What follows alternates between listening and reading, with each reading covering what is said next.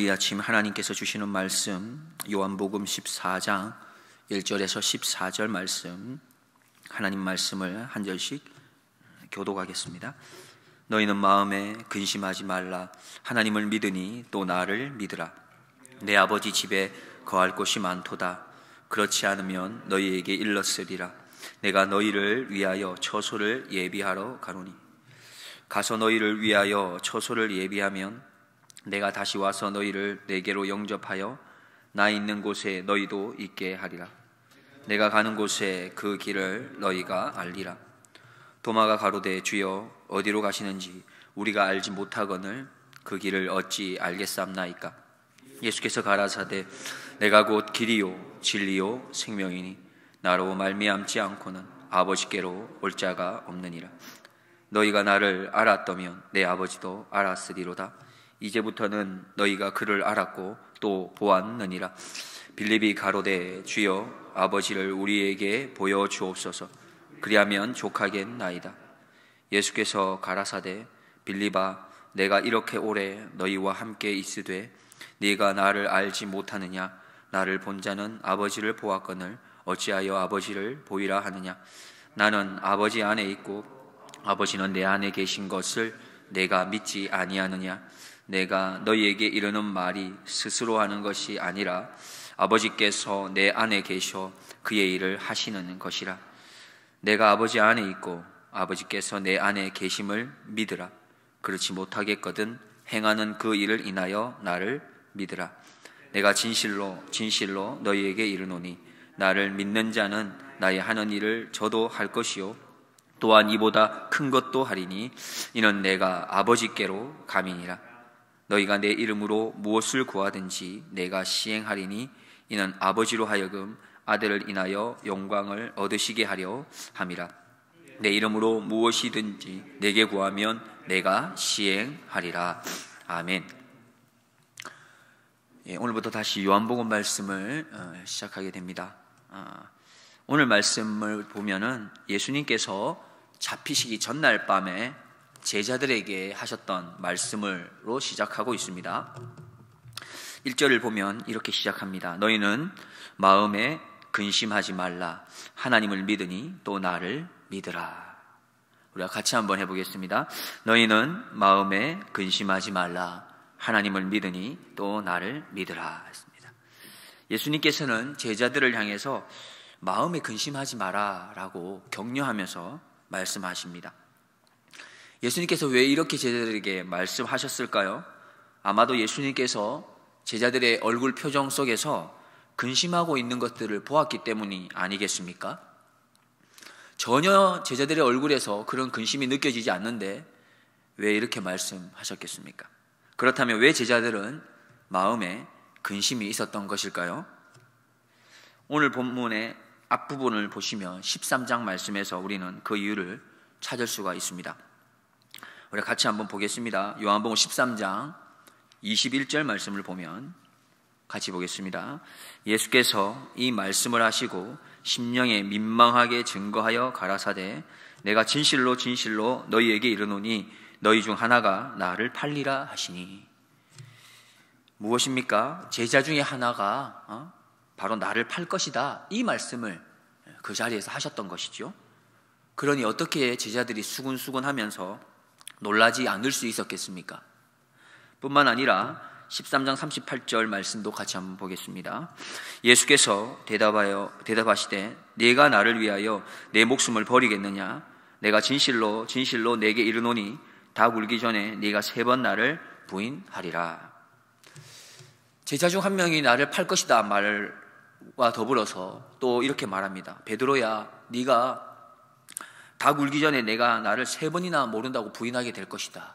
이렇게 말씀을 하시니까 지금 분위기가 아주 이렇게 조금 이상하게 흘러가고 있습니다. 뿐만 아니라 제자들이 이렇게 근심할 수밖에 없었던 또 하나의 이유는 예수님께서 결국 제자들을 떠나실 거라는 것을 그들에게 말씀했기 때문이죠. 3년 동안 나를 따르라 하셨던 그 예수님 말씀을 따라서 함께 먹고 자면서 따라다녔던 제자들이 갑자기 예수님이 떠나신다는 말씀에 당황한 것이죠. 사실 이 말씀을 이번에 처음 하신 것은 아니지만 제자들은 어쨌든 수근수근하며 두려운 마음이 있었던 겁니다.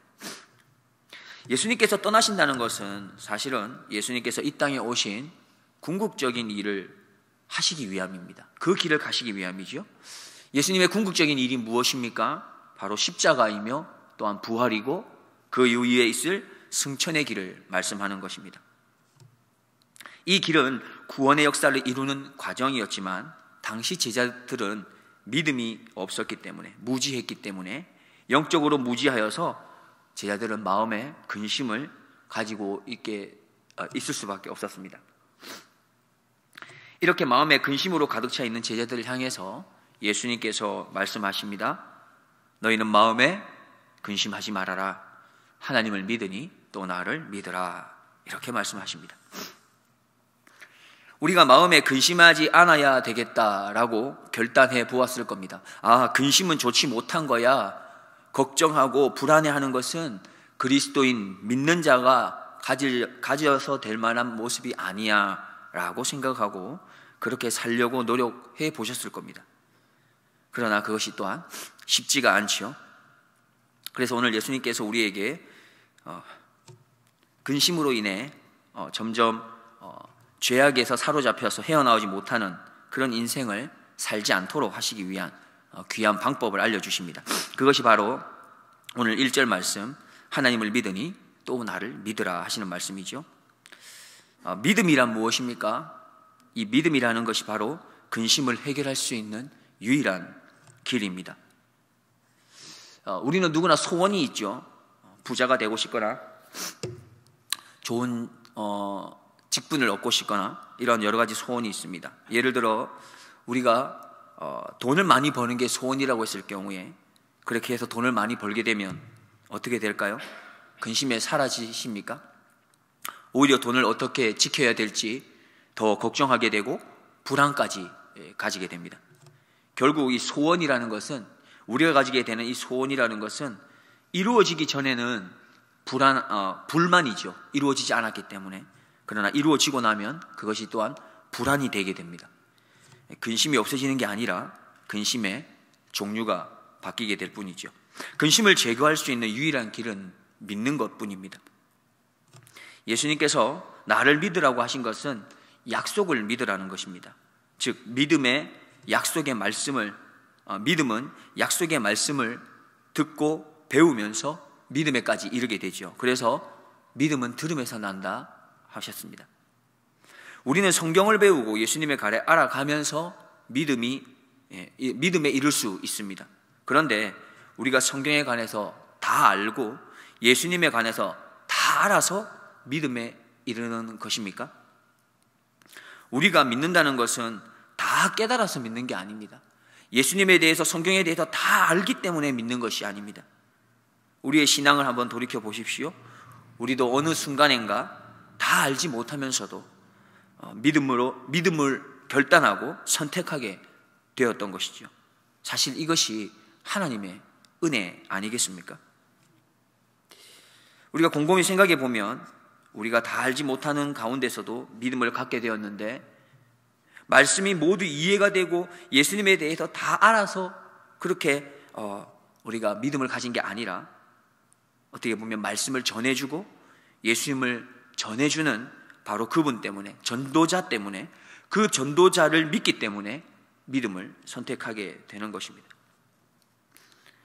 옛날 미국 남북 전쟁 시에 어느 장군을 죽이기 위해서 간첩이 그의 장군의 딸을 만나서 아주 예쁘고 아름다운 값비싼 보석상자를 전해줍니다. 그러나 결국 사실 그 안에는 시한폭탄이 들어있었던 것이죠. 그 딸은 너무나 아름다운 상자를 자랑하고 싶어서 아버지에게 가지고 갑니다. 아버지가 묻습니다. 그 상자를 누가 너에게 주었느냐 묻죠. 그러자 딸이 지나가던 어떤 아저씨가 주었다고 이야기를 합니다. 너무너무 기뻐합니다. 아버지가 딸에게 다시 한번 이렇게 묻습니다. 네가 나를 사랑하는 줄 아느냐? 이렇게 물으니 딸이 이렇게 말합니다. 네, 아버지가 나를 사랑하는 줄 압니다. 그렇게 대답을 하자 아버지가 이렇게 말합니다. 그러면 그 상자를 당장 갖다 버려라. 영문도 모르는 딸은 이 상자를 갖다 버리라고 하는 그 말에 너무나 속상해서 엉엉 울게 되죠. 그리고 아버지를 속으로 원망하는 마음까지 가집니다. 아버지가 다시 묻습니다. 내가 너를 얼마나 사랑하는지 너는 알고 있니? 라고 묻습니다. 딸이 말합니다. 네, 알고 있습니다. 아버지가 다시 말합니다. 그러면 내 손으로 그 상자를 갖다 버리라고 말합니다. 딸은 너무나 버리고 싶지 않았지만 결국 자신을 사랑하는 아버지의 말이었기 때문에, 나를 사랑하는 아버지의 말이었기 때문에 거역할 수가 없어서 순종하는 마음으로 그 상자를 버리게 됩니다. 버리고 나서 얼마 지나지 않아 그 상자는 꽝 하고 터지게 되죠. 무엇입니까? 딸은 도무지 이해할 수 없었지만 아버지, 즉 나를 사랑한다라고 하는 그 아버지의 그 마음을 알기에 그저 순종해서 보물 상자를 버렸던 것이지요. 내가 다 알고 다 경험하고 그리고 믿는 것이 아니라는 겁니다. 알 수 없어도 믿고 깨닫지 못해도 수락할 수 있는 것이 믿음이죠. 그러한 믿음을 가질 때 근심에서 벗어날 수 있고 평안해집니다. 그런데 이렇게 귀한 믿음은 복음을 전달하는 그 사람의 됨됨이에 따라서, 복음을 전달하는 그 사람의 인격에 따라서 믿음의 열매를 맺을 수 있습니다. 다 알지 못하고 다 깨닫지 못해도 복음을 전하는 사람의 그 인품 때문에 우리는 믿음을 선택하고 지금까지 걸어가기도 합니다. 4절 말씀 보면 예수님께서는 내가 가는 곳에 그 길을 너희가 알리라 라고 말씀하시죠. 그러자 도마가 뭐라고 이야기합니까? 그 길을 어떻게 알겠습니까? 그리고 6절에서 예수님께서 다시 답을 주십니다. 내가 곧 길이요 진리요 생명이니 나로 말미암지 않고는 아버지께로 올 자가 없다라고 말씀하십니다. 사실 이와 동일한 내용이, 비슷한 내용이 7절 이하에 그리고 11절까지 내용에서 빌립과 예수님의 대화에서도 나타납니다.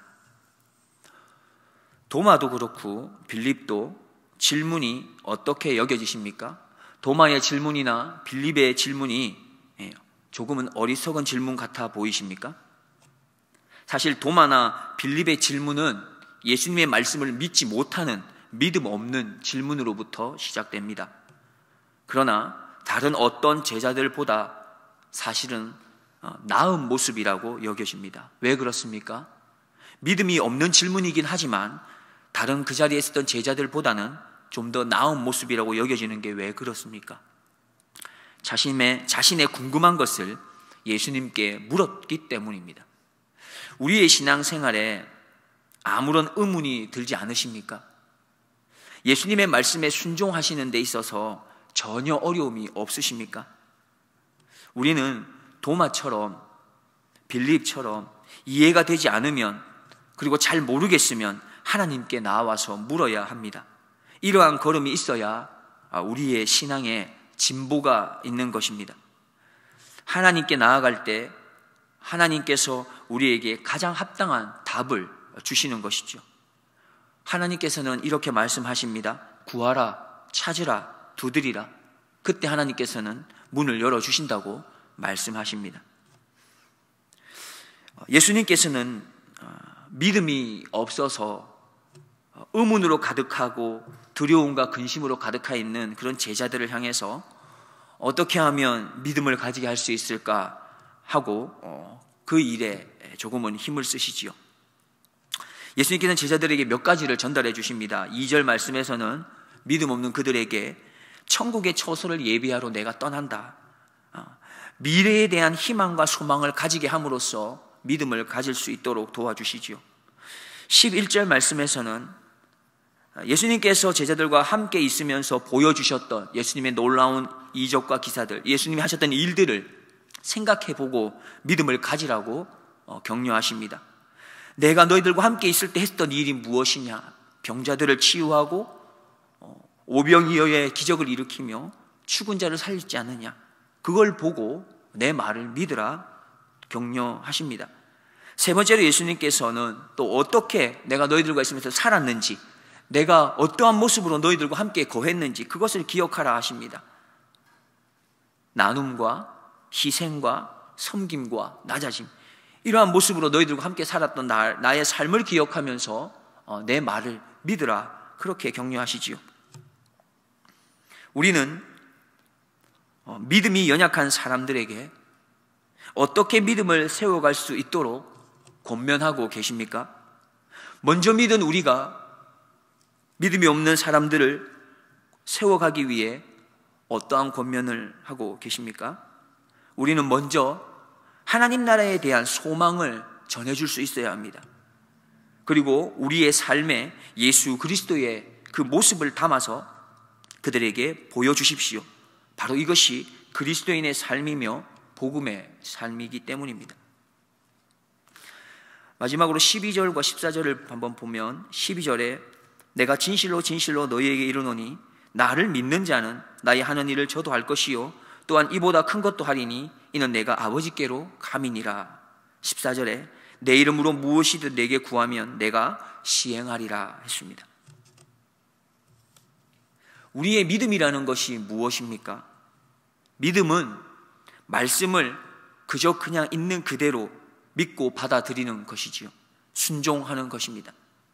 어떤 말씀은 순종하고 어떤 말씀은 믿음이 없어서 순종하지 않는 것은 진정한 믿음이라 할 수 없을 것입니다. 그래서 오늘 12절과 14절 말씀을 통해 다시 한번 우리의 믿음을 들여다보기를 원합니다. 우리는 예수님보다 큰 일을 할 수 있다라고 예수님이 말씀하셨습니다. 그렇다면 우리는 이 말씀을 믿고 이 말씀에 의지해서 날마다 선포하면서 세상으로 나아가야 할 것입니다. 내가 잘나서가 아니라 예수님이 그렇게 말씀하셨기 때문에, 그분이 나에게 말씀하셨기 때문에 그것을 믿고 이 땅을 살아가는 것이죠. 그리고 예수님의 이름으로 무엇이든지 구하면 예수님께서 시행하신다고 하신 이 말씀도 우리는 있는 그대로 믿고, 그리고 우리는 삶에서 겪게 되는 수많은 어려움들을 세상적인 문제, 세상적으로 해결하는 것이 아니라 하나님 앞에서 간구함으로 하나님이 주시는 그 해답으로 그렇게 살아갈 수 있는 그런 하나님의 자녀가 될 수 있기를 주님의 이름으로 축복드립니다. 함께 기도하겠습니다. 하나님 아버지 감사합니다. 하나님께서 우리에게 믿음을 선물로 주셔서 감사드립니다. 하나님, 우리의 믿음이 날이 갈수록 더욱더 견고해져 갈 수 있도록 인도하여 주시옵소서. 예수님께서 하신 말씀을 늘 가까이 함으로 우리의 믿음을 든든히 세우고, 예수님의 삶을 늘 생각하며 우리의 믿음을 든든히 세우고, 예수님께서 하셨던 그 놀라운 일들을 묵상하면서 나의 믿음을 견고히 세워갈 수 있게 도와주시옵소서. 나의 삶과 또한 행동을 통해서 이제는 예수님을 알지 못하는 사람에게 예수 그리스도를 전하며 살아갈 수 있는 믿음의 사람으로, 복음의 편지로, 복음의 향기로 살아갈 수 있도록 우리를 인도하여 주시옵소서. 감사드리며 예수 그리스도의 이름으로 기도드리옵나이다. 아멘.